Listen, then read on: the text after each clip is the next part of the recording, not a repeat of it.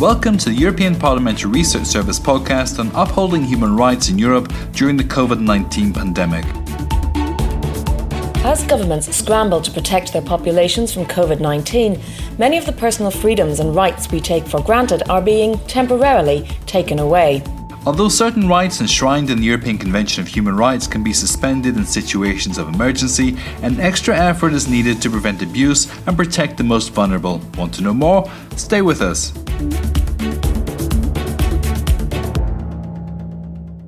In many countries, we're not allowed to meet, even to visit relatives. Our children can't go to school, and our privacy is open to challenge by authorities trying to control the spread of the virus. To address the unprecedented sanitary crisis and contain the spread of COVID-19, many member states have derogated from certain human rights, notably the freedoms of movement and association, protected under the European Convention of Human Rights, one of the key instruments to safeguard fundamental rights across Europe. Article 15 of the Convention deals with human rights protection during emergency situations, such as wars and national catastrophes, allowing member states to temporarily suspend certain rights in order to solve the crisis at hand.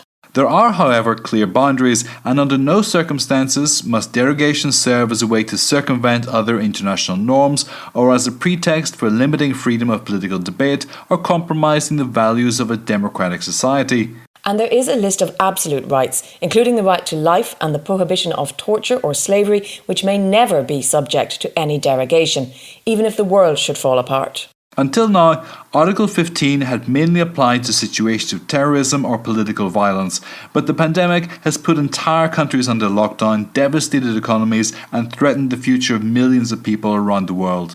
So by August 2020, 10 member states of the Council of Europe had announced their intention to derogate from some of the Convention clauses in order to curb the spread of the virus, although some withdrew the decision as the health emergency slowed. Let's have a closer look at the measures taken. At the peak of the coronavirus, several European governments imposed movement bans on their citizens. People were no longer allowed to leave their cities or to go to their second residences, let alone leave the country. Such measures do curtail people's freedom of movement, but they are not in breach of this basic human right, provided they are temporary and proportionate to the threat they seek to counter. Most European governments also wish to issue confinement orders, and while this measure amounts to a restriction of liberty, it may also be considered a deprivation of liberty if it is accompanied by other factors, such as surveillance by authorities or mandatory detention, as was the case in Ireland. During the pandemic, many states also called on their citizens not to meet in private or public. So no large family gatherings, no religious masses, no concerts, sports events or political rallies. And while in some countries this was just a recommendation, in others, such as Belgium, Estonia, Italy, Spain or Luxembourg, to name a few, it was simply an order. Now, was this in breach of Article 11 of the European Convention of Human Rights? Well, it could certainly be interpreted as interfering with the basic rights of freedom of assembly and association, though not if they are prescribed by law and considered necessary to protect public health in a democratic society, as was the case in the context of the coronavirus outbreak. Now, as more and more schools shut their doors and move their lessons online, what happened to the basic right to education? Again, although closure of schools could be seen as compromising the basic right to education, it is generally agreed that member states have tried, through alternative means, to ensure that students could continue with their learning programmes and final examinations, although it remains to be seen whether these measures have been sufficient and not led, for instance, to the discrimination of vulnerable students. And it's not only schools that closed. Places of worship and religious ceremonies have also been partially or totally suspended in a number of member states to prevent the spread of the virus. And weddings and funerals had to be rescheduled or took place in a more intimate format. However, as with the right to education, these restrictions were seen as necessary in a democratic society and in the interest of public health, and therefore not in breach of the right to freedom of religion. Now we're talking about basic human rights that apply to everybody. But what about vulnerable groups? How have all these limitations affected them? A public health emergency such as the COVID-19 pandemic affects us all, but some groups can suffer more than others. So governments have a specific duty to uphold the rights of the most vulnerable, from children to the disabled and mentally ill, ethnic minorities, victims of domestic violence or prisoners, to name just a few.